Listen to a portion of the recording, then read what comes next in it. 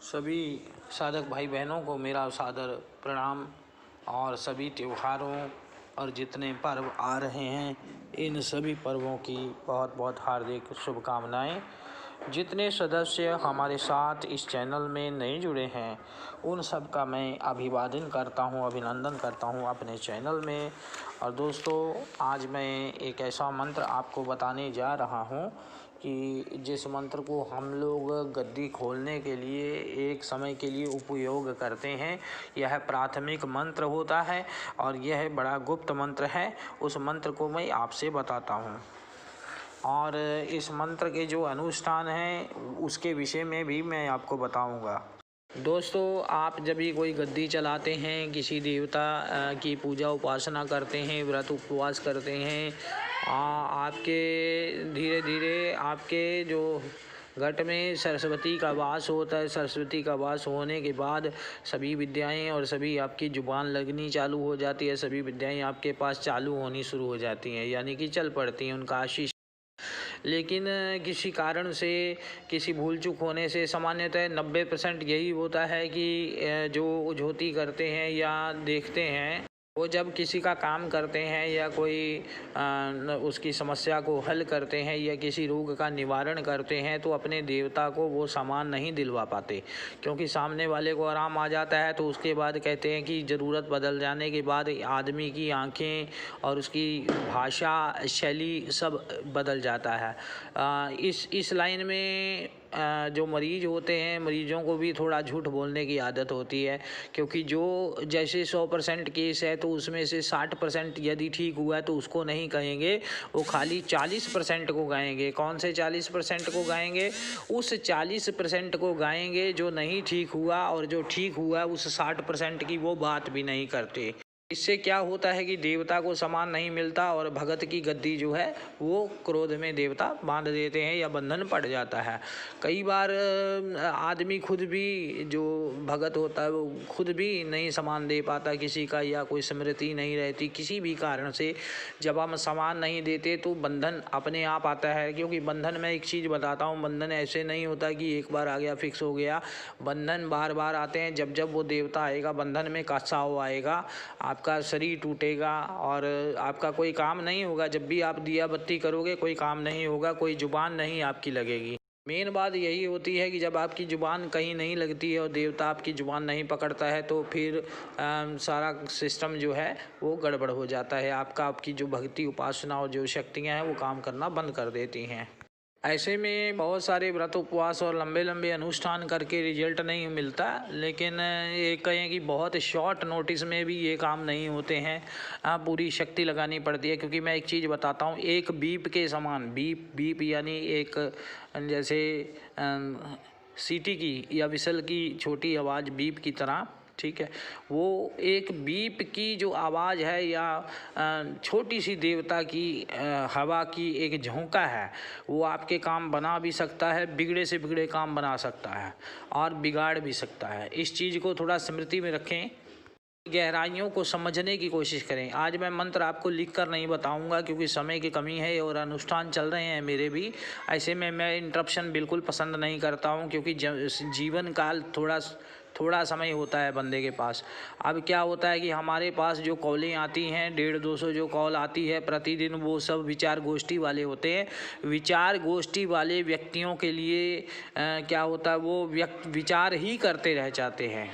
आज मैं आपको एक ऐसा गणेश जी का मंत्र बताने जा रहा हूँ जो कि गुरुमुखी मंत्र है। बहुत ही ये चीज़ें हम लोग समझते नहीं काबिल किसी को कि दी जाएं, लेकिन फिर भी एक त्यौहार का टाइम चल रहा है और जो साधनाएं हैं, मैं ये चाहता हूँ कि दिए से दिए का प्रकाश ज़्यादा हो, कम ना हो। इस कारण से मैं ये साधना आपको दे रहा हूँ। मंत्र भी बताऊँगा, इसकी विधि भी बताऊँगा। कृपया मंत्र को नोट कर लें।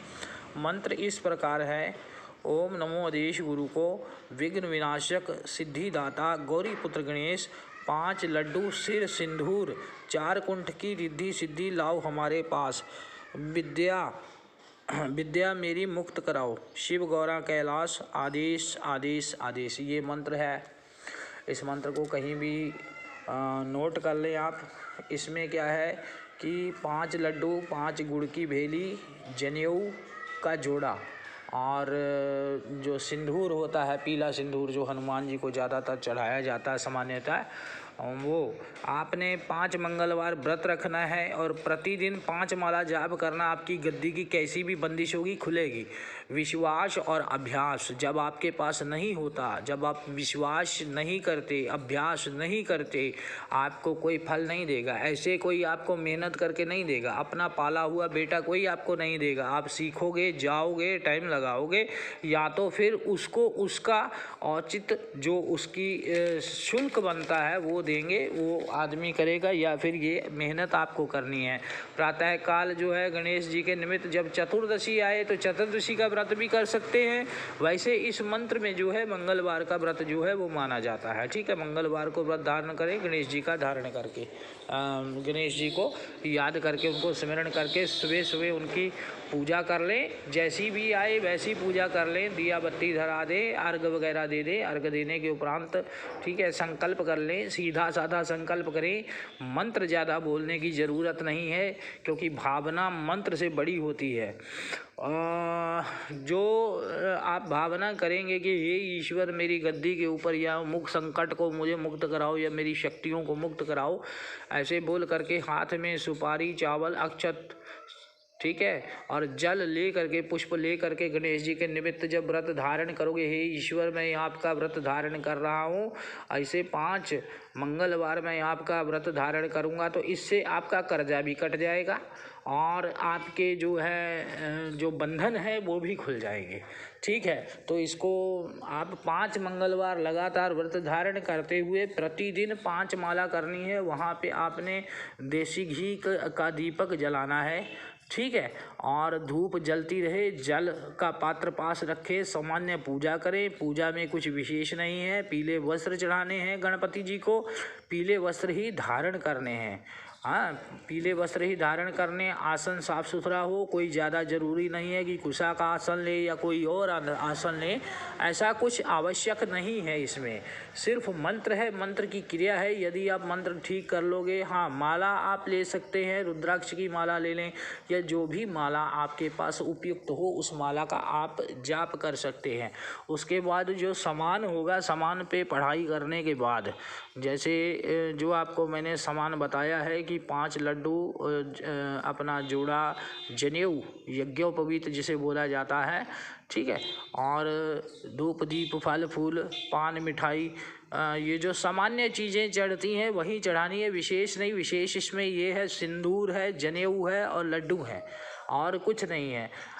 गणेश जी को विघ्नहर्ता माना जाता है। ठीक है, और इस मंत्र का प्रयोग हम लोग 10 वर्ष से कर रहे हैं और इसमें कभी असफल नहीं हुए। तो आज आप लोगों को त्यौहार के टाइम पे, विशेष पर्व के समय पर मैं आपसे ये साझा कर रहा हूँ मंत्र, इससे लाभ उठाएं। अच्छा, आशा करता हूँ वीडियो आपको अच्छी लगेगी। चैनल को यदि आपने सब्सक्राइब नहीं किया है तो पूरा सब्सक्राइब कर लें। मिलते हैं अगली वीडियो में। धन्यवाद, नमस्कार।